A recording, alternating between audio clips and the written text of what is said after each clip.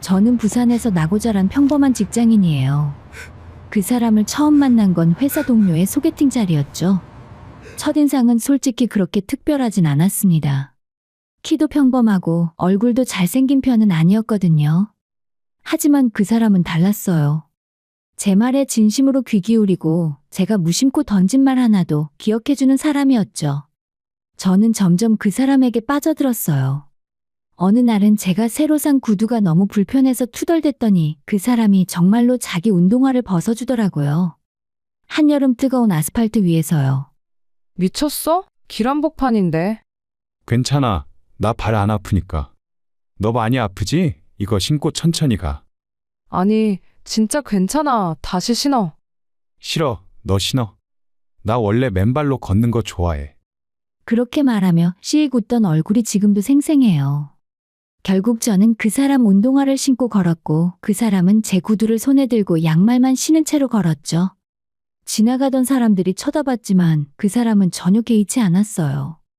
주변 친구들은 그런 모습을 볼 때마다 부러워했죠. 야, 너 진짜 복 받았다. 저런 남자 요즘 어딨어? 나 같으면 절대 안 헤어져. 평생 붙잡고 살 거야. 그 말들이 제 마음을 더 확신하게 만들었어요. 3년간의 연애 동안 그 사람은 단 한 번도 저를 실망시킨 적이 없었거든요. 싸움도 거의 없었고 있다 하더라도 항상 먼저 사과하는 쪽은 그 사람이었어요. 제가 짜증을 내도 제가 이유 없이 삐쳐도 그 사람은 끝까지 달래주고 이해해줬죠. 오늘 왜 이래? 무슨 일 있어? 그냥 아침부터 기분이 안 좋아. 알았어. 기분 풀릴 때까지 옆에 있어 줄게. 말하기 싫으면 안 해도 돼. 그렇게 말하고는 제 옆에 조용히 앉아서 손만 잡아주던 그 사람. 그때는 그게 당연한 줄 알았어요. 그런데 이 사람을 처음 부모님께 소개했을 때 어머니는 조금 회의적이셨어요. 남자가 너무 착한 것 같은데? 혹시 집안에 문제 있는 거 아니야? 엄마, 그게 무슨 소리예요? 사람이 너무 착한 게 문제예요? 아니, 그건 아닌데. 뭔가 숨긴 게 있을 수도 있잖아. 엄마 경험상 그래. 엄마도 참 의심이 너무 심하신 거 아니에요? 하지만 어머니의 걱정도 시간이 지나면서 사라졌어요. 그 사람은 저희 집에 올 때마다 빈손으로 온 적이 없었고 부모님께도 항상 공손하고 예의 바르게 대했거든요. 어머니 생신 때는 미리 정성스럽게 준비해서 선물을 드렸고 아버지와는 주말마다 등산을 같이 다니며 친해졌죠. 딸아, 저 친구 정말 괜찮은 것 같다. 너한테도 잘하고 우리한테도 예의 바르고. 아버지도 결국엔 흡족해 하셨죠. 그 말을 들었을 때 얼마나 기뻤는지 몰라요. 프로포즈는 제 생일날 이루어졌어요. 평소처럼 저녁 식사를 하러 간다기에 따라갔는데 레스토랑 안이 온통 장미꽃으로 장식되어 있더라고요. 그리고 촛불 사이로 걸어 나온 그 사람이 무릎을 꿇고 반지를 건넸죠. 떨리는 손으로 반지 케이스를 열던 그 사람의 모습을 보며 저는 확신했어요. 이 사람과 함께라면 평생 행복할 수 있을 거라고요. 결혼 준비는 순탄했어요. 양가 부모님 모두 우리 결혼을 축복해 주셨고 친구들도 둘이 잘 살 것 같다며 진심 어린 축하를 보내줬죠. 웨딩홀에서 드레스를 입고 거울을 보던 날, 저는 세상에서 가장 행복한 신부였어요. 메이크업 아티스트 언니도 웃고 있는 저를 보며 한마디 했죠. 신부님, 정말 행복해 보이세요. 신랑분이 정말 잘해주시나 봐요. 네, 정말 좋은 사람이에요. 저는 남편을 털끝만큼도 의심하지 않았어요. 아니, 의심할 이유가 없었죠. 3년간 보여준 그 사람의 모습이 전부 진심이라고 믿었으니까요. 신혼여행에서 돌아와서 신혼집에 짐을 풀며 저는 행복한 미래를 꿈꿨어요. 사랑하는 사람과 함께하는 따뜻한 가정, 서로를 아끼고 존중하는 부부. 그게 제가 원하던 전부였거든요. 아침에 일어나면 잘 잤냐고 인사하고 퇴근하면 오늘 힘들었냐고 묻고 안아주는 그런 평범하지만 따뜻한 일상들이요. 하지만 저는 몰랐어요. 그 모든 헌신과 배려가 어쩌면 결혼이라는 목표를 이루기 위한 연기였을 수도 있다는 걸요. 연애는 쇼윈도였고 진짜 민낯은 결혼 이후부터 드러나기 시작했어요. 그것도 아주 빠르게요. 신혼의 달콤함은 한 달도 채 가지 못했죠. 신혼여행에서 돌아온 지 2주쯤 지났을 때였어요. 그날 저녁 퇴근하고 집에 들어서는데 냄새가 이상했어요. 쾌쾌한 냄새랄까요? 화장실 문을 열었더니 변기 뚜껑이 열린 채로 있었고 바닥에는 물기가 여기저기 튀어 있었어요. 여보, 화장실 쓰고 나면 뚜껑 좀 닫아줘. 그리고 사방에 물 튄 거 좀 닦고. 왜? 뭐 문제 있어? 아니, 위생적으로 좀 안 좋잖아. 변기 뚜껑 열어두면 세균이. 당신 너무 예민한 거 아니야? 우리 집에서는 원래 안 그랬는데. 그 말에 저는 잠시 멈칫했어요. 우리 집이라는 표현이 묘하게 걸렸거든요. 여기는 이제 우리 둘의 집인데 왜 자기 집안의 기준을 들이대는 걸까요? 내가 예민한 게 아니라 기본적인 위생이잖아. 알았어. 그렇게까지 할 거야? 진짜 피곤하게.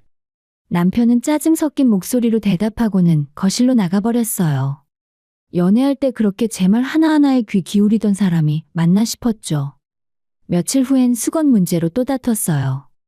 욕실 수건에서 냄새가 나서 빨래통에 넣어뒀더니 남편이 그걸 꺼내 쓰고 있더라고요. 그거 냄새나서 빨려고 넣어둔 건데.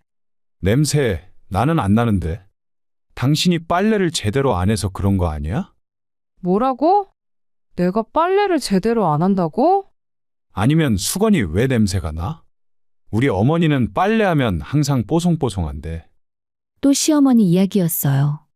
결혼한 지 한 달밖에 안 됐는데 벌써 시어머니 이야기가 몇 번째인지 모르겠더라고요. 수건은 원래 자주 교체해야 하는 거야. 며칠 동안 계속 쓰면 당연히 냄새가 나지. 그러게 당신이 자주 빨면 되잖아. 왜 나한테 짜증이야? 나 지금 짜증내는 거 아니야. 그냥 수건 다른 거 쓰라고 하는 소리지. 목소리 높이는 게 짜증 아니면 뭐야? 진짜 결혼하고 나니까 당신 무섭네. 그 말에 기가 막혔어요. 제가 무섭다고요? 기본적인 위생 문제를 지적하는 게 무섭다는 건가요? 가장 충격적이었던 건 설거지 문제였어요. 어느 날 퇴근하고 왔더니 싱크대에 그릇이 쌓여 있었어요. 아침에 남편이 먹고 간 그릇들이었죠. 저는 새벽에 일찍 출근하느라 설거지를 못하고 나갔거든요. 오늘 설거지 좀 해줄 수 있어? 내일 아침 일찍 나가야 해서. 나도 피곤한데 당신이 하는 게 더 빠르잖아. 나도 회사 다녀왔어. 똑같이 일하는데 왜 설거지는 내 몫이야? 그럼 뭐 어떻게 하자는 거야? 각자 자기 그릇 씻자고? 꼭 그런 건 아니고 번갈아 가면서 하거나 같이 하거나. 에휴, 알았어. 내가 할게. 그렇게까지 할 거야? 남편은 마지못해 설거지를 했지만 표정이 너무 불만스러워 보였어요. 마치 제가 엄청난 요구를 한 것처럼요. 연애할 때는 달랐어요. 제가 숙취로 힘들어하면 해장국도 끓여주고 설거지도 자기가 알아서 했던 사람이었습니다. 심지어 청소까지 도맡아 해주면서 이런 거 좋아한다고 말했었죠. 연애할 땐 설거지도 청소도 다 해줬잖아. 왜 지금은 그렇게 반응해? 그때랑 지금이랑 같아? 그땐 가끔 만났으니까 할 수 있었지. 같이 사는데 어떻게 매일 해줘? 그럼 그때 한 건 다 쇼였다는 거야?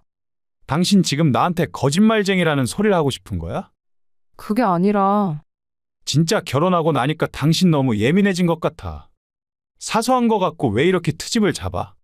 함께 살아가기 위한 기본적인 대화를 남편은 트집이라고 표현하더라고요. 가장 화가 났던 건 빨래 건조 문제였어요. 남편은 빨래를 개서 정리하는 걸 귀찮아했어요. 그래서 건조대에 걸린 옷을 필요할 때마다 하나씩 뽑아 입었죠. 빨래 좀 같이 개. 건조대에 일주일째 걸려 있잖아. 나는 그냥 거기서 꺼내 입으면 되는데 왜 굳이 개야 해? 구겨지잖아. 그리고 다음 빨래를 널어야 하는데 자리가 없어. 그럼 당신이 개면 되지. 내가 못 개는 것도 알면서 왜 시켜? 못 개는 게 아니라 안 하는 거잖아. 그거나 저거나 똑같은 말이지. 진짜 잔소리만 많아졌네. 결국 그날 저는 혼자 빨래를 다 겠어요. 서러움인지 억울함인지 모를 눈물이 주르륵 흘러내렸지만 남편은 TV만 보고 있었죠. 한 달이 지나고 두 달이 지나면서 저는 깨달았어요. 연애할 때 보여줬던 그 모든 배려와 헌신은 결혼이라는 목표를 위한 과정이었을 뿐이라는 걸요. 목표를 달성한 지금 그 사람은 더 이상 이 관계를 위해 노력할 필요가 없다고 생각하는 것 같았어요. 어느 날 저녁, 저는 용기를 내서 진지하게 대화를 시도했어요. 우리 앉아서 얘기 좀 해. 왜? 또 뭐가 문제야?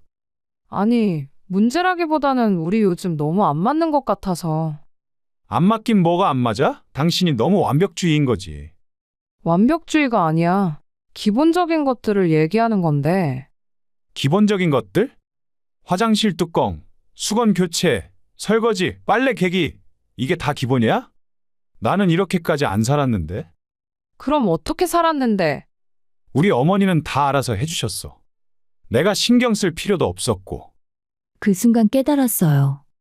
남편은 제가 시어머니처럼 모든 걸 알아서 해주길 바라고 있었다는 걸요. 대화가 아니라 일방적인 서비스를 원했던 거예요. 나는 당신 어머니가 아니야. 그걸 누가 몰라? 근데 왜 자꾸 나한테만 뭘 요구해? 나도 똑같이 일하고 똑같이 피곤해. 그런데 왜 집안일은 내 몫이야? 아, 알았어. 내가 잘못했어. 그만하자. 머리 아파. 남편은 그렇게 말하고는 방으로 들어가 버렸어요. 대화는 끝났지만 아무것도 해결되지 않았죠. 그날 밤 저는 이불을 뒤집어 쓰고 조용히 울었어요. 옆에 누운 남편은 코를 골며 자고 있었고요. 결혼 2달 만에 저는 외로웠습니다.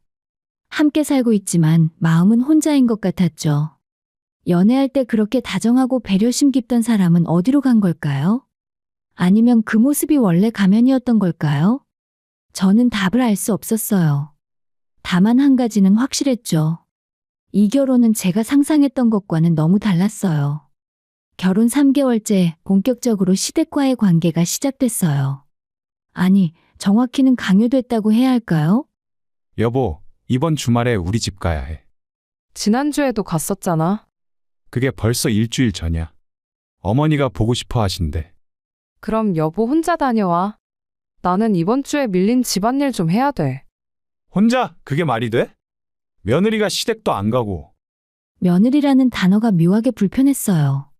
저는 그냥 한 사람의 아내이고 싶었는데 남편에게 저는 며느리라는 역할이 더 중요한 것 같았거든요. 결국 저는 매주 시댁에 가게 됐어요. 반면 제 친정은 한 달에 한 번 가기도 어려웠죠. 이번 주말엔 우리 집 좀 갈까? 엄마가 맛있는 거 해준다고 오라고 하시네. 아, 이번 주는 안 돼. 우리 어머니 생신이 다음 주라서 미리 가서 준비 도와드려야 해. 그럼 다음 주는? 다음 주는 생신이잖아. 그냥 그 다음 주에 가자. 그렇게 미뤄지고 미뤄져서 결국 2달 만에 친정에 갈 수 있었어요. 시댁에 가면 시어머니는 항상 현관에서 기다리고 계셨고 남편을 꼭 안아주시곤 했죠. 아이고, 우리 아들 잘 지냈어? 많이 힘들었지? 엄마, 나 잘 지내. 걱정하지 마. 하지만 저한테는 인사도 없었어요. 아니, 정확히는 저를 쳐다보지도 않으셨죠. 남편과의 포옹이 끝나고 나서야 겨우 시선을 주셨어요. 너도 왔네. 어서 들어와. 저는 며느리도 딸도 아닌 너였어요. 남편은 우리 아들인데 저는 그냥 너였죠. 식사 준비는 당연히 제 몫이었어요. 시어머니와 남편은 거실에서 이야기를 나누고 저는 부엌에서 혼자 설거지와 음식 준비를 했죠. 가장 힘들었던 건 전화였어요. 시어머니는 거의 매일 전화를 하셨거든요. 나야, 오늘 우리 아들 저녁 뭐 해줬어? 된장찌개 끓여줬어요. 된장찌개? 우리 아들 된장찌개 별로 안 좋아하는데 몰랐어? 네? 저한테는 좋아한다고 했는데. 그건 너 앞에서만 그런 거야. 우리 아들은 원래 김치찌개를 더 좋아해. 어머니인 내가 더 잘 알지? 전화를 끊고 나면 기분이 이상했어요. 제가 남편을 잘 모르는 사람처럼 느껴졌거든요. 한 번은 시어머니가 갑자기 서운하다며 전화를 하셨어요. 나 요즘 좀 서운해. 네? 무슨 일이세요? 요즘 들어 아들이 전화도 잘 안 하고 너가 못하게 하는 거 아니야? 아니에요. 제가 뭐라 그런 적 없어요. 그럼 왜 전화를 안 해? 결혼 전에는 매일 했는데. 요즘 회사에서 바빠서 그렇겠죠. 회사가 아무리 바빠도 엄마한테 전화 한 통 못할 정도는 아니잖아. 너가 옆에서 뭐라고 하니까 그러는 거지? 그렇게 30분을 혼자 말씀하시다가 끊으셨어요. 저는 할 말을 잃었죠. 그날 저녁 남편에게 이 사실을 말했더니 남편의 반응은 더 가관이었어요. 어머니가 그러셨어? 아, 요즘 내가 전화 자주 못해서 그래. 아니, 그게 아니라 나한테 왜 그런 식으로 말씀하시는 건데. 엄마가 원래 좀 외로우셔. 아빠 돌아가시고 혼자 계시니까. 그건 이해한다니까. 근데 왜 내가 전화 못하게 한다고 오해하시냐고. 어머니 입장에서는 그럴 수도 있지. 너무 신경 쓰지 마. 나한테 서운한 거를 당신한테 표현한 거야. 그럼 당신이 알아서 자주 전화하면 되잖아. 그래, 알았어. 자주 할게. 근데 당신도 가끔 먼저 전화 좀 해줘. 어머니가 좋아하실 거야. 결국 해결된 건 없이 또 제 몫이 늘어났어요. 일주일에 두세 번씩 시어머니께 전화를 드려야 했죠. 어머님 안녕하세요. 잘 지내세요? 아, 그래. 근데 우리 아들은 뭐하고 왜 너가 전화했어? 잘 지내시는지 안부 여쭤보려고요. 아들 좀 바꿔줘. 난 우리 아들이랑 얘기하고 싶은데.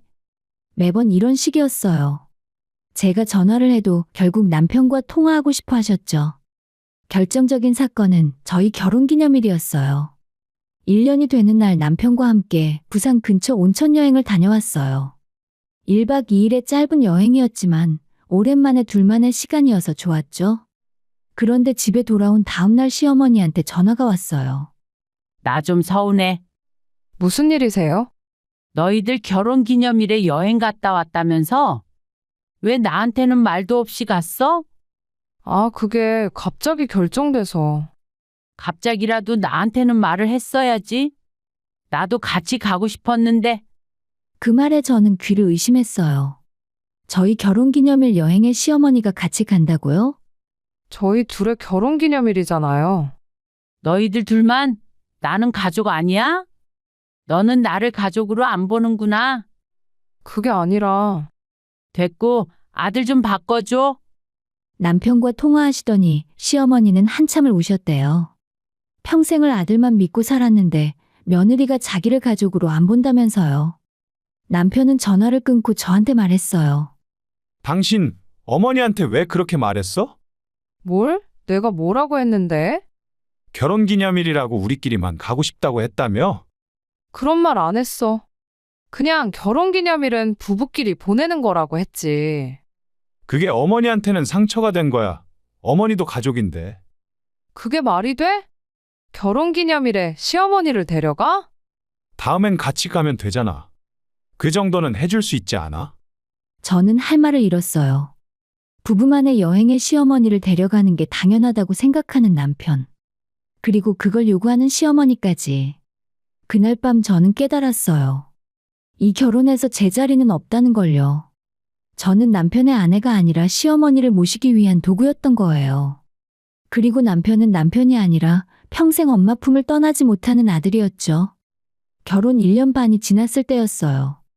환절기라 그런지 독감이 유행했는데 저도 결국 걸리고 말았죠. 아침에 일어났을 때부터 온몸이 으슬으슬 떨리고 목이 칼로 긋는 것처럼 아팠어요. 나 오늘 너무 아픈 것 같아. 회사 못 갈 것 같은데. 그래? 그럼 병가 내고 병원 가봐. 나는 지금 출근해야 해서. 남편은 그렇게 말하고는 혼자 씻더니 밥 먹고 나가버렸어요. 아픈 아내를 위해 물 한 잔 떠다 주지 않았죠. 결국 저는 회사에 연락해서 병가를 내고 혼자 이불을 뒤집어 쓴 채 끙끙 앓았어요. 하지만 열이 39도까지 올라가서 결국 택시를 타고 병원에 갔어요. 독감 진단을 받고 링거를 맞았죠. 집에 돌아와서도 움직일 기운이 없어서 그냥 누워만 있었어요. 그런데 오후쯤 남편한테 전화가 왔어요. 여보, 미안한데 오늘 우리 집 좀 가야 할 것 같아. 갑자기 왜? 우리 어머니가 감기 걸리셨대. 병원에 모시고 가야 할 것 같아서. 나도 지금 독감으로 링거 맞고 왔어. 그래? 그럼 집에서 쉬어. 나는 퇴근하고 어머니 병원 모시고 갈게. 그렇게 말하고 전화가 끊겼어요. 저는 핸드폰을 들고 멍하니 천장만 바라봤죠.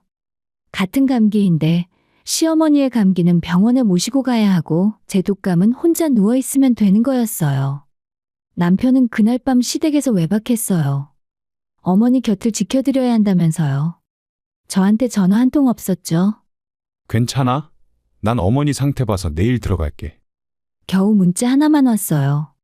저는 39도 넘는 열로 밤새 뒤척이면서도 옆자리가 비어있다는 게 더 슬펐어요. 다음 날 어떻게든 해열제를 먹고 출근했죠. 회사에서라도 사람들이 있으니 혼자보단 낫겠다 싶었거든요. 하지만 점심때쯤 되니 도저히 버틸 수가 없었어요. 어지러워서 서 있을 수조차 없었어요. 얼굴이 왜 그래요? 괜찮아요. 아니요, 몸이 좀 안 좋아서 조퇴하려고요. 그럼 빨리 들어가요. 무리하지 말고. 부장님 허락을 받고 조퇴했어요. 택시를 타려는데 남편한테 전화가 왔어요. 여보, 어디야? 회사 조퇴하려고 너무 아파서.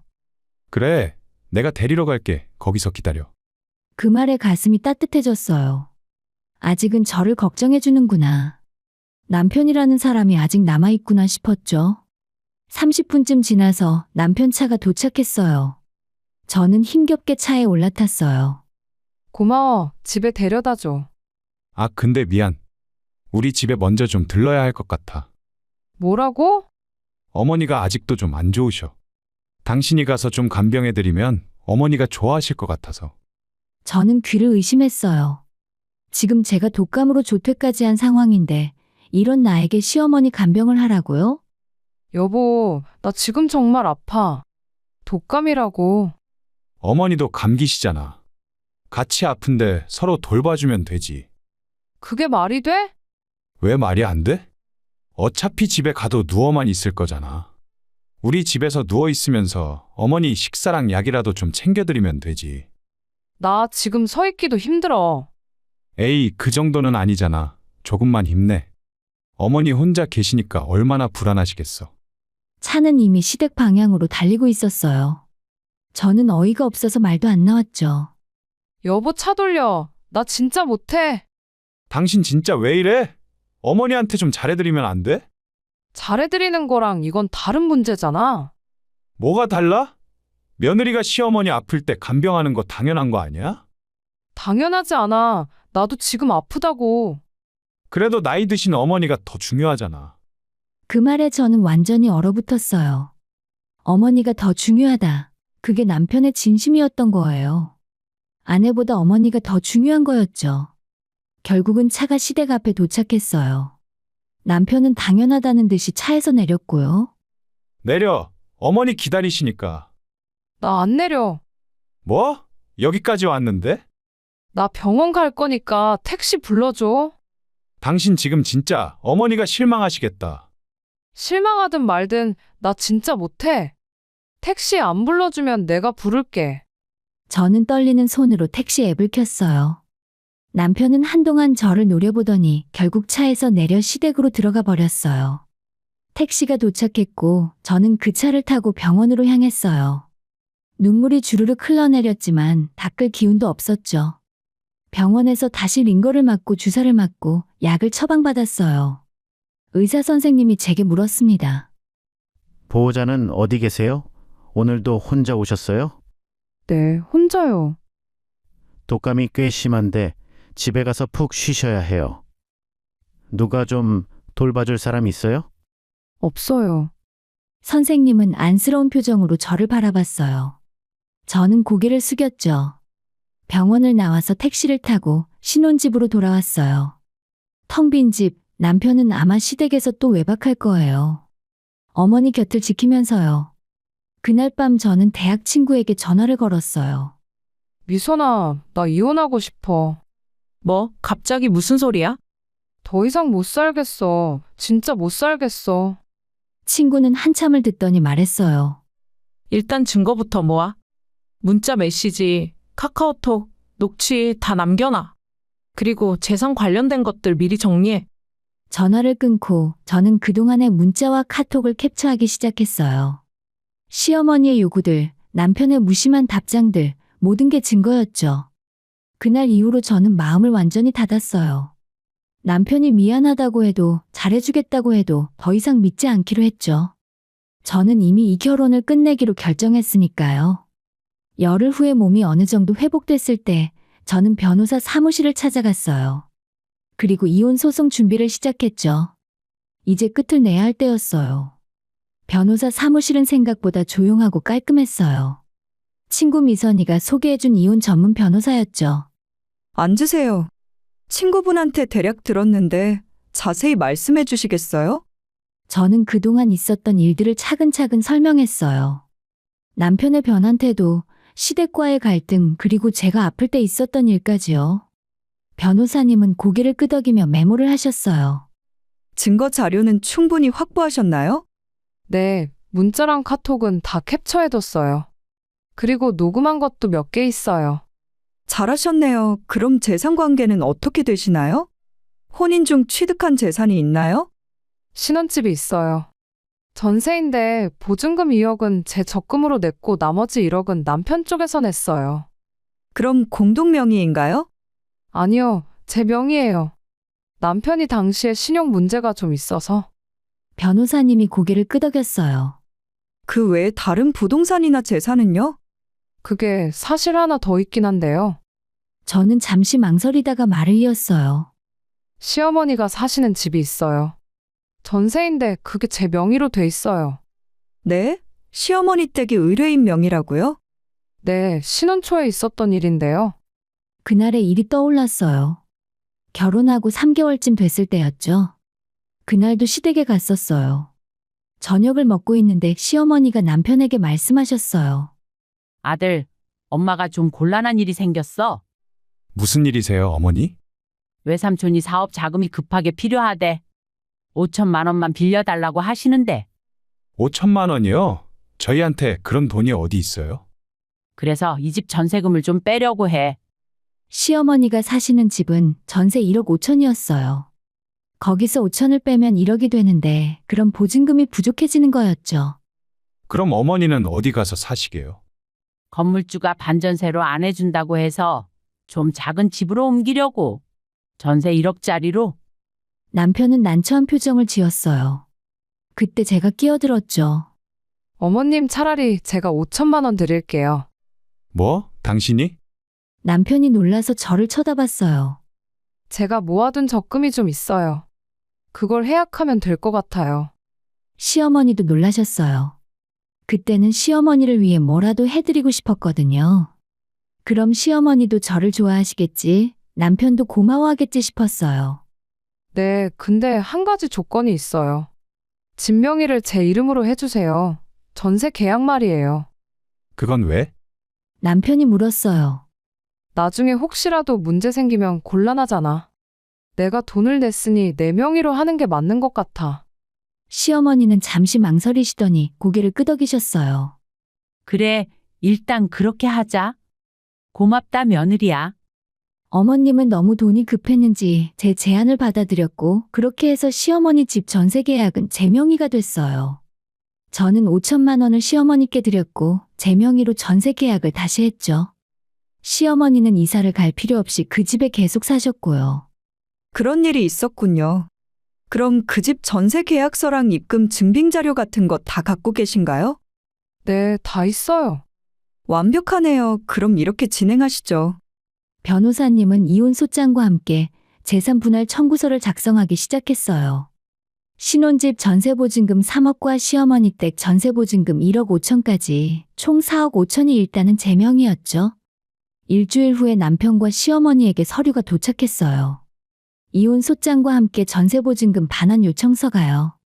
그날 저녁 남편한테 전화가 왔어요. 당신 미쳤어? 이게 뭐야? 뭐가? 이혼 소장, 전세금 반환, 당신 제정신이야? 제정신이야. 나 당신이랑 이혼하고 싶어. 그리고 내 명의로 된 재산은 당연히 가져가야지. 재산? 우리 어머니 사시는 집도? 그 집 전세금 내 돈으로 냈잖아. 당연히 내 거지. 그건 우리 어머니를 도와드리려고 한 거잖아. 맞아. 근데 내 명의잖아. 법적으로 엄연히 내 거야. 남편은 한참을 말을 잇지 못했어요. 당신 정말 이럴 거야. 설마 우리 어머니를 집에서 쫓아내려고. 쫓아내는 게 아니야. 단지 내 돈을 찾는 거지. 어머님은 내 돈 5천만 원 갚으신 다음에 다른 집을 찾으시면 되는 거지. 외삼촌이 아직 돈을 안 갚았어. 사업이 안 돼서. 그건 내 문제가 아니야. 전화가 끊겼고 30분쯤 지나서 시어머니한테 전화가 왔어요. 너 이게 무슨 짓이야? 어머님, 저 이혼하려고요. 이혼? 우리 아들이 뭘 잘못했다고? 많이 잘못했어요. 그리고 제 재산은 제가 전부 가져갈 거예요. 내가 사는 집까지? 너 양심도 없어? 양심은 있어요. 제 돈 5천만 원 빌려가신 분이 양심을 말씀하시네요. 뭐라고? 외삼촌한테 5천만 원 받으시면 되잖아요. 아니면 다른 집 구하시면 되고요. 제발 우리 아들이랑 다시 한번 잘 생각해봐. 그래, 내가 잘못했다. 앞으로 너한테 잘할게. 처음으로 시어머니가 제게 사과하셨어요. 하지만 이미 늦었죠. 이미 결정했어요. 저는 변호사 선임했고 소송 진행 중이에요. 이 나쁜 거사. 너가 우리 모자한테 그렇게 모질어도 돼? 욕설이 쏟아져 나왔어요. 저는 조용히 전화를 끊었죠. 다음 날 남편이 회사 앞에서 기다리고 있었어요. 여보, 제발 다시 생각해봐. 내가 잘못했어. 앞으로 잘할게. 이미 늦었어. 제발 적어도 우리 어머니 집은 그냥 두고 가. 그 집까지 가져가면 어머니가 어떻게 사시겠어? 그건 내 문제가 아니라니까. 법적으로 내 재산이니까 내 돈만 가져가는 거야. 부부 사이에 법을 들이대? 더 이상 부부 아니잖아. 그러자 남편은 무릎을 꿇었어요. 회사 앞 사람들이 다 쳐다보는데도요. 제발 한 번만 용서해줘. 내가 정말 잘못했어. 당신 말 다 들을게. 어머니 앞에서도 당신 편 들게, 제발. 일어나, 보기 안 좋아. 안 일어나. 당신이 용서해줄 때까지. 저는 그냥 남편을 두고 회사로 들어갔어요. 뒤에서 남편이 뭐라고 소리쳤지만 듣고 싶지 않았죠. 이혼 조정은 한 달 후에 시작됐어요. 남편 측 변호사는 신혼집 전세금은 공동재산이라고 반반 분할을 주장했지만 제 명의였고 제 돈으로 낸 부분이 더 많아서 인정받지 못했어요. 시어머니 집 전세금도 마찬가지였죠. 결국 남편이 항복했어요. 모든 조건을 다 들어줄 테니 빨리 끝내자고요. 시어머니는 결국 작은 집으로 이사를 가셔야 했습니다. 재판정을 나오는데 남편이 마지막으로 말했어요. 당신 정말 무섭네. 이렇게까지 냉정한 사람인 줄 몰랐어. 몰랐던 건 나도 마찬가지야. 나도 당신이 이렇게까지 이기적인 사람인 줄 몰랐어. 그렇게 우리는 끝났어요. 이혼이 확정된 날, 저는 신혼집으로 돌아왔어요. 아니, 이제는 제 집이라고 불러야겠네요. 남편 짐이 모두 빠지고 텅 빈 집 안을 둘러보니 묘한 기분이 들었어요. 슬프다기보다는 후련했죠. 사실 남편의 짐은 일주일 전에 다 빠져나갔어요. 옷장도 책상도 그 사람의 흔적은 하나도 남아있지 않았죠. 저는 거실 소파에 앉아서 창밖을 바라봤어요. 부산 바다가 아득하게 보이는 이 집에서 이제 혼자 살게 됐어요. 그런데 갑자기 제 핸드폰이 울렸어요. 이혼한 전 남편이었죠. 여보, 나 진짜 잘못했어. 다시 한 번만 기회를 줘. 그만해. 이미 끝난 일이야. 제발 마지막으로 한 번만 만나서 얘기하자. 응? 할 말 없어. 연락하지 마. 전화를 끊자마자 번호를 차단했어요. 이미 몇 번째 차단인지 모르겠습니다. 제가 차단을 하면 남편은 다른 번호로 계속 전화했지만 저는 더 이상 받지 않았어요. 이혼하고 한 달쯤 지났을 때 남편한테서 마지막 문자가 왔어요. 나 정말 후회돼. 네가 얼마나 힘들었을지 이제야 알 것 같아. 미안해. 행복해. 저는 답장조차 하지 않았어요. 그냥 그 문자를 읽고 조용히 지웠죠. 어느 토요일 아침, 저는 오랜만에 광안리 해변에 나갔어요. 남편과 첫 데이트했던 그곳이었죠. 바닷바람이 시원하게 불었어요. 그때는 몰랐지. 이 사람이 이렇게 변할 줄은. 혼잣말을 중얼거리며 걸었어요. 그런데 이상하게 화가 나지 않았습니다. 오히려 담담했어요. 연애 시절 그토록 완벽했던 남자. 결혼 후에 180도 변해버린 남편. 시어머니라는 이름으로 저를 지배하려 했던 사람. 그 모든 게 이제는 과거였어요. 이혼은 끝이 아니었어요. 새로운 시작이었죠. 이제 저는 다시 나로 살 수 있게 됐으니까요.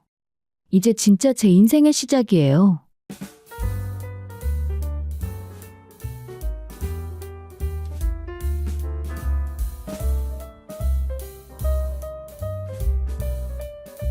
저는 서울 도봉구에 사는 30대 중반의 평범한 여성입니다.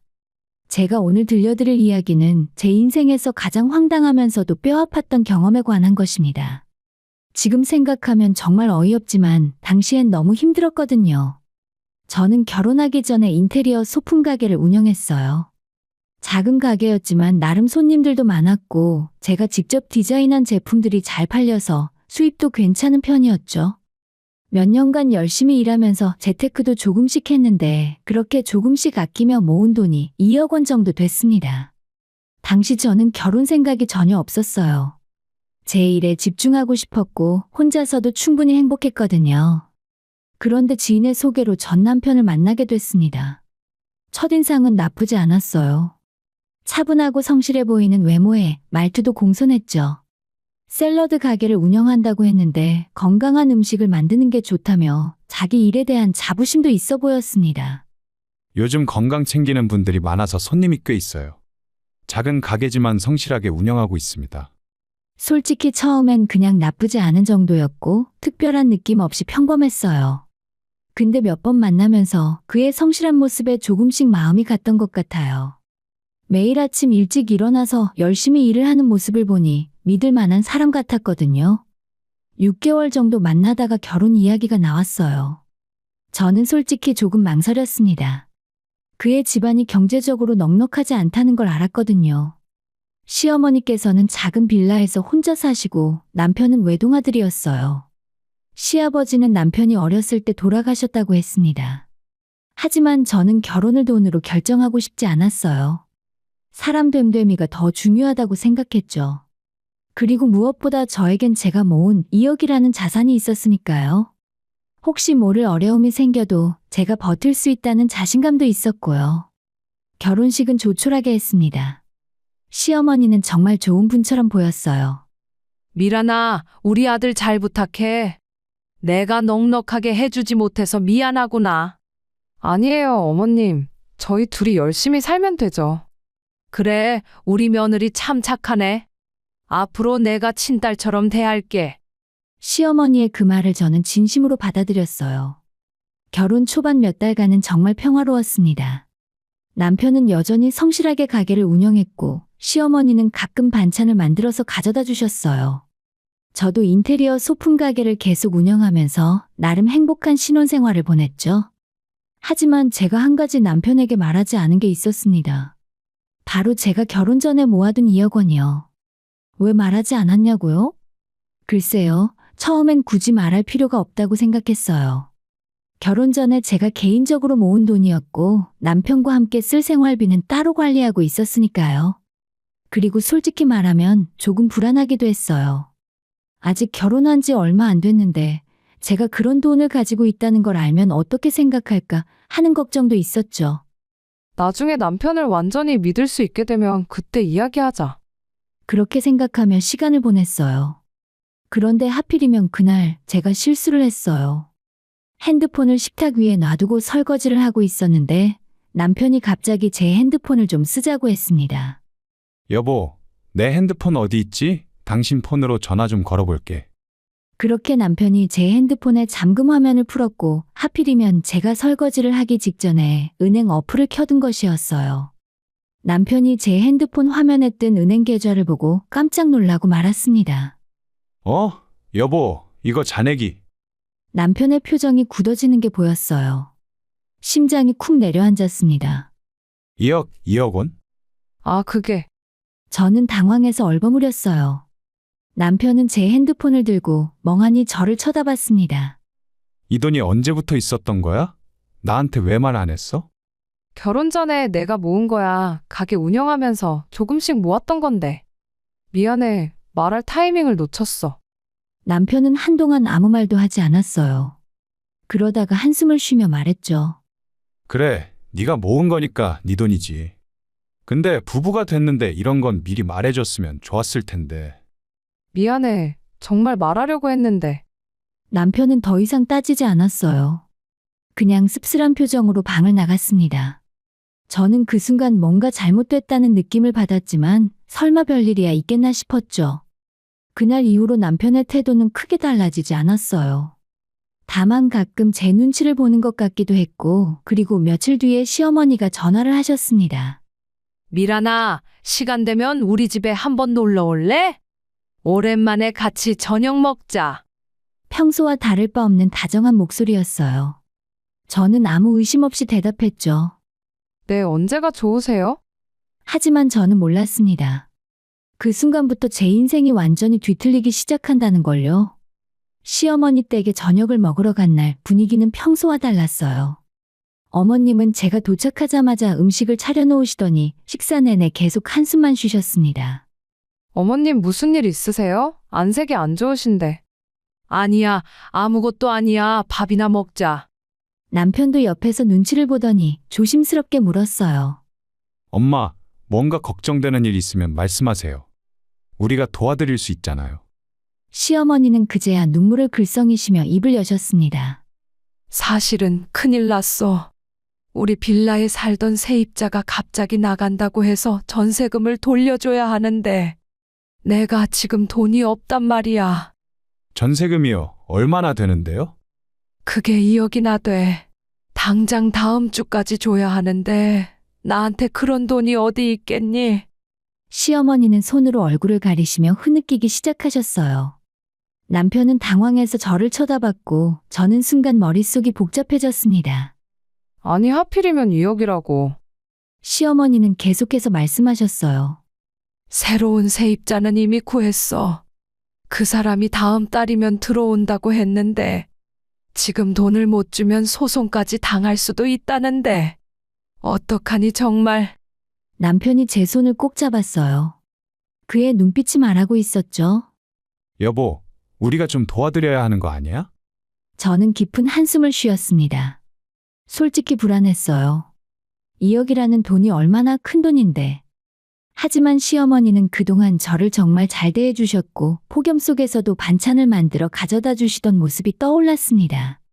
어머님, 제가 가진 돈이 있긴 한데요. 시어머니의 눈이 커졌어요. 정말? 미라나 정말이니? 네, 근데 조건이 있어요. 차용증을 써주셔야 해요. 그리고 새 세입자가 들어오면 바로 갚아주셔야 하고요. 당연하지. 당연하고 말고. 아이고, 우리 며느리 정말 고맙다. 내가 꼭 갚을게. 새 세입자 들어오면 바로 갚을 테니까. 시어머니는 제 손을 꼭 잡으시며 눈물을 흘리셨어요. 저는 그 눈물이 진심이라고 믿었습니다. 며칠 후에 저는 2억 원을 찾아서 시어머니께 드렸어요. 차용증도 제대로 작성했고 시어머니는 서명하시면서 계속 고맙다는 말씀을 하셨습니다. 미란아, 정말 고마워. 내가 이 은혜 꼭 갚을게. 한 달만 기다려줘. 새 세입자 들어오면 바로 줄게. 네, 어머님, 걱정 마세요. 그날 집으로 돌아오면서 남편이 제 어깨를 토닥이며 말했어요. 여보, 고마워. 우리 엄마 정말 급하셨거든. 괜찮아. 가족인데 당연한 거지. 저는 그렇게 대답했지만 마음 한구석이 무거웠어요. 2억이라는 돈이 그냥 사라진 느낌이랄까요? 하지만 곧 돌려받을 거라고 시어머니를 믿어야 한다고 스스로를 다독였습니다. 그런데 이상한 일이 생기기 시작했어요. 일주일이 지났을 때였어요. 시어머니께 안부 전화를 드렸는데 반응이 이상했습니다. 어머님 요즘 어떻게 지내세요?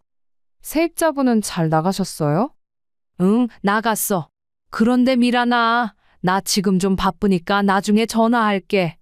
그렇게 전화가 끊겼어요.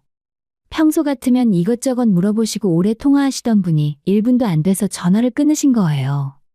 바쁘신가 보다 그렇게 생각하고 넘어갔습니다. 하지만 그게 시작이었어요. 2주가 지났을 때 저는 다시 전화를 드렸어요. 어머님 저예요. 새 세입자분은 들어오셨어요?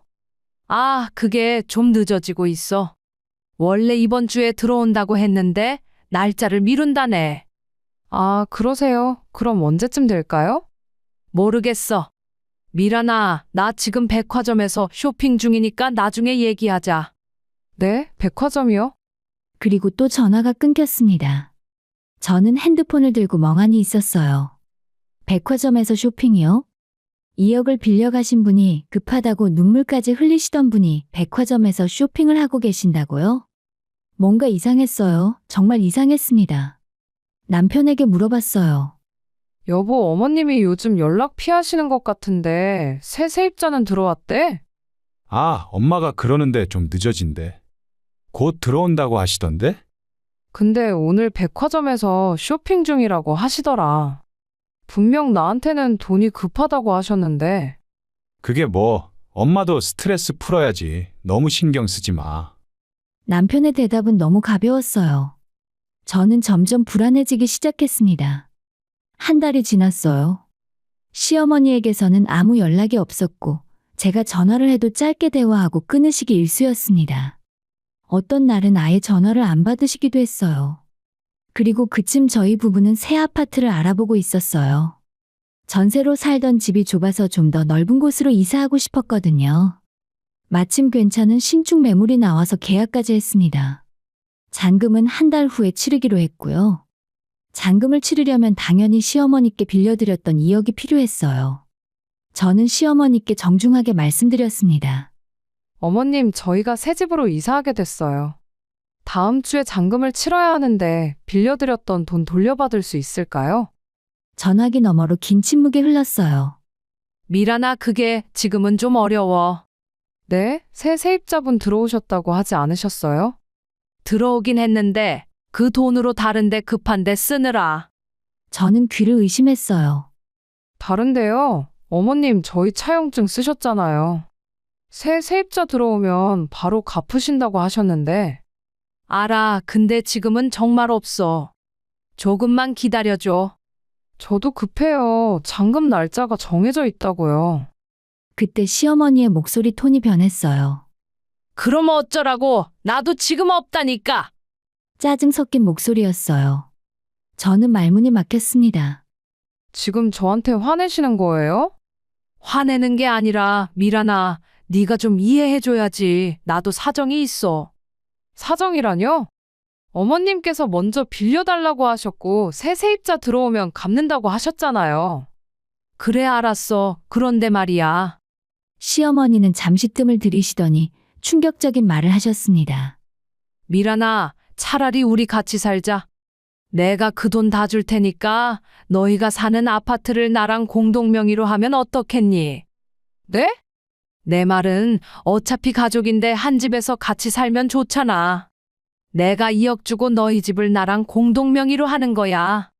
그럼 나도 안정적으로 살 곳이 생기고 너희도 돈 문제 해결되고 일석이조 아니겠어? 저는 어이가 없어서 한동안 말이 안 나왔어요. 지금 무슨 말씀을 하시는 거예요? 제가 빌려드린 돈을 돌려달라는 건데 왜 갑자기 같이 살자는 얘기를 하세요? 아니, 그게 훨씬 좋은 방법 아니야? 나도 혼자 사는 게 외롭고. 어머님, 저는 그런 거 원하지 않아요. 그냥 빌려드렸던 돈만 돌려주세요. 차용증도 있잖아요. 시어머니의 목소리가 싸늘하게 식었어요. 차용증? 그래, 차용증이 있긴 하지. 근데 미란아, 나 지금 돈 없어. 어떻게 하라고?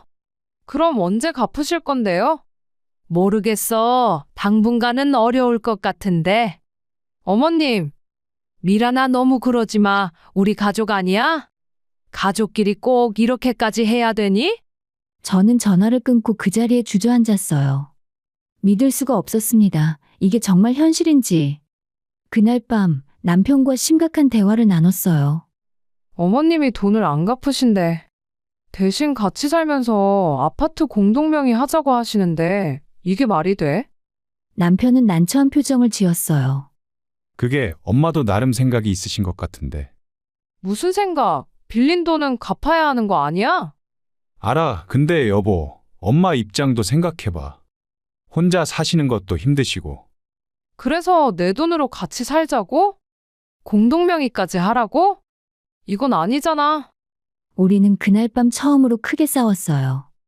남편은 끝까지 어머니 편을 들었고 저는 배신감에 잠을 이룰 수가 없었습니다. 다음 날 저는 다시 시어머니께 전화를 드렸어요. 마지막으로 한 번 더 정중하게 말씀드려 보려고요. 어머님, 제 말 좀 들어주세요. 저도 잔금 날짜가 정해져 있어요. 제발 돈을 돌려주세요. 시어머니는 차갑게 대답하셨습니다. 미란아, 나 지금 돈 없어. 공동명의 하면 줄 수 있는데 그것도 싫다면서? 그럼 나도 어쩔 수 없어. 이건 사기예요. 차용증까지 쓰셨으면서. 며느리가 시어머니한테 사기라고 하는 거야? 그리고 또다시 전화가 끊겼습니다. 저는 그 순간 깨달았어요. 시어머니는 처음부터 돈을 갚을 생각이 없으셨던 거예요. 그 눈물도 간절한 부탁도 전부 연기였던 겁니다. 더 큰 배신은 남편마저 시어머니 편을 든다는 거였어요. 저는 완전히 고립됐습니다. 시어머니와의 통화 이후 남편의 태도는 더욱 노골적으로 변했어요. 그날 저녁 남편이 퇴근하고 집에 돌아왔을 때 저는 냉정하게 말했습니다. 우리 진지하게 얘기 좀 해야겠어. 어머님이 돈을 안 갚으신다고 하시는데 이건 정말 아니잖아. 남편은 소파에 앉으며 한숨을 쉬었어요. 여보, 엄마 입장도 이해해줘야지. 엄마도 혼자 사시면서 힘드신 거 있잖아. 힘드신 건 알겠는데 빌린 돈은 갚아야 하는 거 아니야? 차용증까지 쓰셨는데. 알아, 근데 말이야. 남편은 잠시 머뭇거리더니 본심을 드러내기 시작했어요. 사실 나도 엄마 말씀이 나쁘지 않은 것 같아. 우리 같이 살면 좋잖아. 엄마도 외롭지 않으시고 우리도 넓은 집에서 살 수 있고. 무슨 소리야? 우리가 산다는 집을 왜 어머님이랑 공동 명의로 해야 되는 건데? 여보, 우리 가족이잖아. 가족끼리 그 정도는 할 수 있지. 가족이면 빌린 돈을 안 갚아도 돼. 그게 가족이야. 남편의 표정이 굳어졌어요. 당신 지금 너무 이기적인 거 아니야? 엄마가 얼마나 힘드신데 2억 정도야 큰일 아니잖아. 2억 정도? 2억이 작은 돈이야? 우리한테는 작은 돈이잖아. 당신 돈 많으면서 왜 이렇게 쪼잔하게 구는 거야? 그 순간 저는 깨달았어요. 남편이 저를 보는 시선이 달라졌다는 걸요. 이제 저는 사랑하는 아내가 아니라 그냥 돈 많은 사람일 뿐이었습니다. 지금 나한테 쪼잔하다고 했냐? 아니, 그게 아니라 여보 들어봐. 우리 부부잖아. 당신 돈이 내 돈이고 내 돈이 당신 돈이지. 그런데 엄마한테 2억 정도 빌려드리는 게 뭐가 문제야? 빌려드리는 건 문제 없어. 근데 갚지 않는 게 문제라고. 그래서 같이 살면서 공동명의 하자는 거잖아. 그럼 서로 상부상조 아니야? 저는 어이가 없어서 웃음이 나왔어요. 상부상조? 내 돈으로 산 집을 어머님이랑 반반 나눠 가지는 게 상부상조야? 남편은 짜증을 내기 시작했어요. 아, 진짜 당신 왜 이렇게 따지고 들어? 가족끼리 이래야 되냐? 가족이면 사기를 쳐도 돼? 사기? 지금 우리 엄마한테 사기꾼이라고 하는 거야? 사실이잖아. 돈 빌려가서 안 갚으면 사기지 뭐야? 그날 밤 우리는 다시 심하게 다투었고 남편은 결국 짐을 싸기 시작했습니다. 나 여기서 못 살겠어. 당신이 생각을 바꿀 때까지 엄마 집에 가 있을게. 뭐? 지금 집을 나간다고? 그래, 당신이 정신 차릴 때까지 나 안 돌아올 거야. 공동명의 하기로 결정하면 그때 연락해. 지금 나한테 협박하는 거야? 남편은 대답 대신 현관문을 쾅 닫고 나가버렸어요. 저는 텅 빈 집에 혼자 남겨졌습니다. 그날 이후로 남편은 정말로 시어머니 집에서 지냈어요. 전화를 해도 받지 않았고 문자를 보내도 답이 없었습니다. 이틀 후에 남편에게서 드디어 연락이 왔어요. 생각 정리됐어? 무슨 생각? 공동명의 말이야. 그거 하기로 결정했으면 집에 갈게. 여보, 우리 이렇게까지 해야 돼. 제발 정상적으로 얘기 좀 하자. 정상적으로 얘기한 거 아니야? 당신이 고집 부리는 거잖아. 내가 고집을 부린다고? 그래, 엄마도 나도 원하는 건데 당신만 반대하잖아. 그럼 누가 고집 부리는 거야? 이건 내 돈이야. 내가 결혼 전에 모은 돈이라고. 부부가 됐으면 다 공동재산이지. 원래 법적으로도 그래. 저는 기가 막혔어요. 남편이 이렇게까지 변할 줄은 몰랐거든요. 우리가 정말 이혼을 해야 정신 차리겠어? 전화기 너머로 남편의 차가운 목소리가 들렸어요. 그래, 당신이 계속 그렇게 나오면 이혼도 생각해봐야겠네. 당신이 선택해. 공동명의하고 우리 가족 행복하게 살 거야? 아니면 이혼할 거야? 그렇게 전화가 끊겼습니다. 저는 그날 밤 잠을 이룰 수가 없었어요. 이게 정말 제가 사랑했던 남자가 맞나 싶었죠. 어떻게 사람이 이렇게까지 변할 수 있을까요? 그런데 며칠 후에 결정적인 순간이 왔습니다. 밤 11시쯤이었어요. 저는 집에서 혼자 TV를 보고 있었는데 남편이 갑자기 집에 들어왔어요. 제가 자고 있을 거라고 생각했던 것 같아요. 남편은 안방이 아닌 서재로 들어가더니 전화를 걸었습니다. 저는 이상한 느낌이 들어서 조용히 서재 문 앞으로 다가갔어요.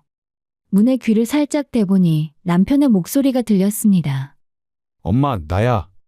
시어머니와 통화하고 있었어요. 저는 숨을 죽이고 귀를 기울였습니다. 미란이는 아직도 버티고 있어. 완전히 고집불통이야. 그래도 계속 압박하면 결국 넘어올 거야. 이혼 얘기까지 꺼냈으니까 조금만 더 기다려봐. 저는 심장이 쿵쾅거렸어요. 계속 들어야 할지 말아야 할지 고민했지만 계속 들었습니다. 공동명의로 일단 바꾸고 나면 그 다음은 쉽지. 우리 계획대로 하면 돼. 그래, 조금씩 지분을 늘려가는 거지. 미란이 명의를 우리 쪽으로 조금씩 넘기게 만드는 거야. 어차피 내 아내니까 설득하기 어렵지 않아. 저는 소름이 돋았어요. 이게 무슨 소리인가요? 엄마도 정말 연기 잘했어. 눈물까지 보이면서 불쌍한 척하니까 미란이가 완전히 넘어가더라고. 응? 세입자? 무슨 세입자? 엄마 빌라 작년에 다 팔았잖아. 미란이는 아직 모르고 있어. 저는 그 자리에서 다리에 힘이 풀렸어요. 뭐라고요? 세입자도 없었고 빌라도 팔았다고요? 남편은 계속 말했어요. 2억은 이미 우리 손에 들어왔으니까 이제 집만 공동명의로 바꾸면 돼. 그리고 천천히 미란이 명의를 다 빼내는 거지. 어차피 이혼하면 재산 분할도 해야 하니까. 걱정 마, 엄마. 내가 잘 처리할게. 미란이는 순진해서 결국 내 말 들을 거야. 조금만 더 압박하면 돼. 저는 더 이상 듣지 못하고 거실로 돌아왔어요. 온몸이 떨렸습니다. 분노인지 슬픔인지 배신감인지 모든 감정이 한꺼번에 밀려왔어요. 처음부터 계획된 사기였던 거예요. 시어머니의 눈물도 급하다는 말도 전부 거짓말이었습니다. 남편도 공범이었고요. 아니, 어쩌면 남편이 주도한 일인지도 몰라요. 저는 그날 밤 아무것도 하지 못했어요. 그냥 소파에 앉아서 멍하니 천장만 바라봤습니다. 결혼한 지 1년도 안 된 남편이, 제가 사랑했던 사람이 저를 이렇게 배신할 줄은 상상도 못했거든요. 다음 날 아침 남편은 일찍 나갔어요. 제가 자고 있는 줄 알았겠죠. 하지만 저는 한숨도 못 잤습니다. 남편이 나간 후에 저는 차용증을 다시 꺼내봤어요. 시어머니의 서명이 또렷하게 찍혀 있었습니다. 그리고 통장 내역도 확인했어요. 2억이 시어머니 계좌로 이체된 기록이 명확했죠. 증거는 있어. 이제 어떻게 해야 하지? 저는 깊은 생각에 빠졌어요. 울고 싶었지만 눈물도 나오지 않았습니다. 대신 차가운 분노만이 가슴속에 타올랐어요. 그날 오후 남편에게서 또 전화가 왔어요. 생각 좀 해봤어? 공동명의 하기로 정한 거지? 저는 최대한 침착하게 대답했습니다. 좀 더 생각해 볼게. 시간 좀 줘. 대체 언제까지 시간이 필요한 건데? 일주일 후에 답 줄게. 남편은 한숨을 쉬었어요. 알았어. 일주일, 그때까지 제대로 된 대답해줘. 안 그러면 나도 생각 좀 해봐야겠어. 전화를 끊고 저는 결심했어요. 이제 더 이상 당하고만 있을 수는 없다고요. 시어머니와 남편이 저를 이용해 먹으려 했다면 저도 가만히 있지 않을 겁니다. 제가 만만한 사람이 아니라는 걸 보여줄 때가 온 거예요. 저는 그날부터 조용히 준비하기 시작했습니다. 감정을 숨기고 냉정하게 대응할 방법을 찾기 시작했죠. 일주일이라는 시간 동안 저는 정말 바쁘게 움직였어요. 감정에 휘둘리지 않고 냉정하게 제가 할 수 있는 모든 준비를 했습니다. 먼저 변호사를 만났어요. 차용증과 통장 이체 내역을 보여주며 상담을 받았죠. 변호사님, 이 경우 법적으로 대응할 수 있을까요? 당연하죠. 차용증도 있고 이체 기록도 명확합니다. 게다가 공증까지 받으셨네요. 소송하면 백전백승입니다. 그럼 바로 진행해 주세요. 알겠습니다. 우선 상대방에게 내용 증명부터 보내드리겠습니다. 변호사와의 상담을 마치고 저는 이혼 서류도 준비했어요. 더 이상 이 결혼 생활을 이어갈 이유가 없었으니까요. 그리고 가장 중요한 건 제가 사실 남편 몰래 관리해온 재산들이 더 있었다는 거예요. 2억 외에도 주식 투자로 모은 돈, 그리고 작은 상가 하나. 남편은 전혀 모르는 자산들이었죠. 이미 새 아파트 잔금도 그 자금으로 치렀어요. 시어머니한테 빌려준 2억이 없어도 저는 전혀 문제가 없었습니다. 단지 원칙의 문제였어요.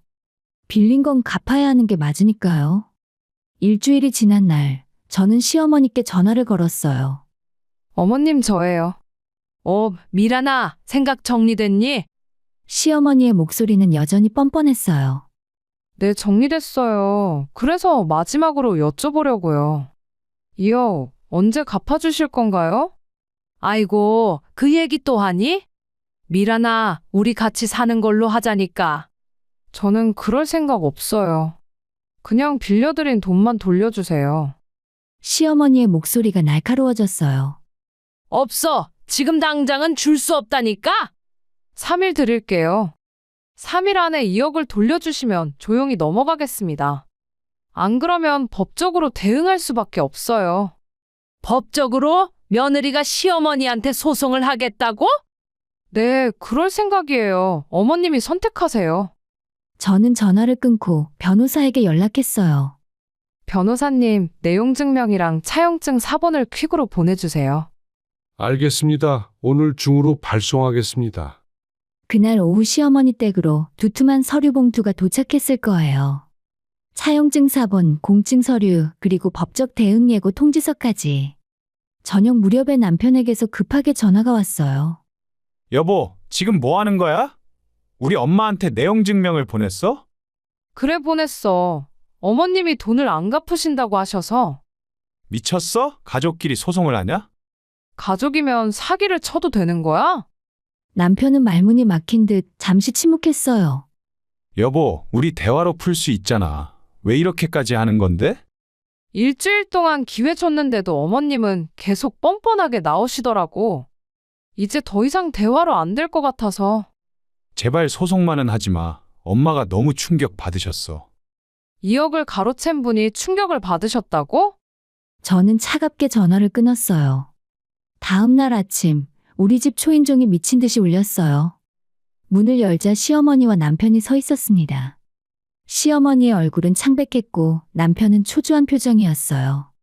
미란아, 시어머니가 떨리는 목소리로 말했어요.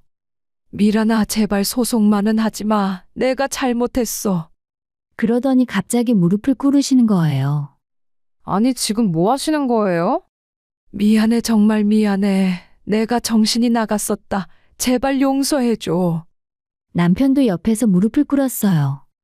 여보, 나도 잘못했어. 우리 다시 잘 살아보자. 저는 그 모습을 내려다보며 한숨을 쉬었어요. 일어나세요. 무릎 꿇는다고 해결될 문제가 아니에요. 미란아, 제발 돈은 갚을게. 조금만 시간을 주라. 응? 언제요? 언제 갚으실 건데요? 시어머니는 눈물을 흘리며 말했어요. 한 달? 아니, 2달 안에 꼭 갚을게. 제발. 어머님은 빌라도 이미 파셨잖아요. 세입자도 애초에 없었고요. 시어머니의 얼굴이 굳어졌어요. 그걸 네가 어떻게? 다 알아요. 처음부터 저를 속이려고 계획한 거죠. 남편이랑 짜고 치신 거 말이에요. 남편이 황급히 말했어요. 아니야, 여보, 오해야. 우리는 그냥 뭐, 내 2억을 빼앗으려고 했던 거 아니야? 공동명의하고 지분 늘리고 결국 내 명의를 다 빼내려고 했던 거잖아. 두 사람은 할 말을 잃었어요. 제가 모든 걸 알고 있다는 사실에 충격받은 표정이었죠. 여보, 그건 나 다 들었어. 너희들이 전화로 계획 짜는 거. 서재에서 시어머니랑 통화하던 거 전부 다. 남편의 얼굴이 새하얘졌어요. 이혼할 거야. 제가 차갑게 말하자 시어머니가 다시 매달렸어요. 안 돼. 이혼은 안 돼. 미란아, 제발 우리 아들하고 헤어지지 마. 왜요? 어차피 저한테 돈만 필요했던 거 아니에요? 이제 그 돈도 못 건드리게 됐는데 저를 왜 붙잡으려고 하세요? 저는 가방에서 서류 봉투를 꺼냈어요. 이혼 서류예요. 서명하세요. 남편은 멍한 표정으로 서류를 받아들었어요. 여보, 정말 이렇게까지 해야 돼. 이렇게까지 해야 돼. 그때 시어머니가 다급하게 물었어요. 그럼 집은 어떻게 할 거야? 잔금은? 저는 피식 웃었어요. 걱정 마세요. 이미 다 처리했어요. 뭐? 새 아파트 잔금 이미 다 냈어요. 제 명의로. 두 사람은 눈이 휘둥그레졌어요. 그럼 2억 없이 어떻게? 제가 가진 돈이 2억분인 줄 아셨어요?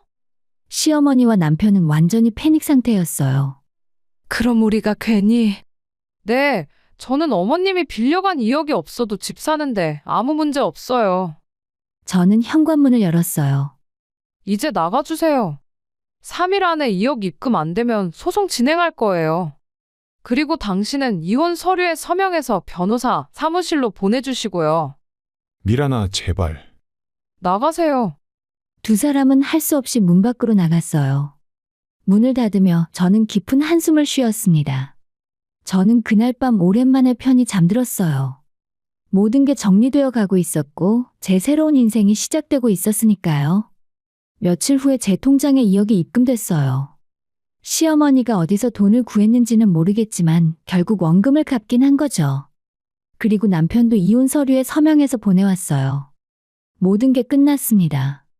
아니, 정확히는 제 새로운 시작이었죠. 이혼이 확정된 지 석 달이 지났어요. 저는 새 아파트로 이사했고 그곳에서 다시 인테리어 소품 가게를 열었습니다.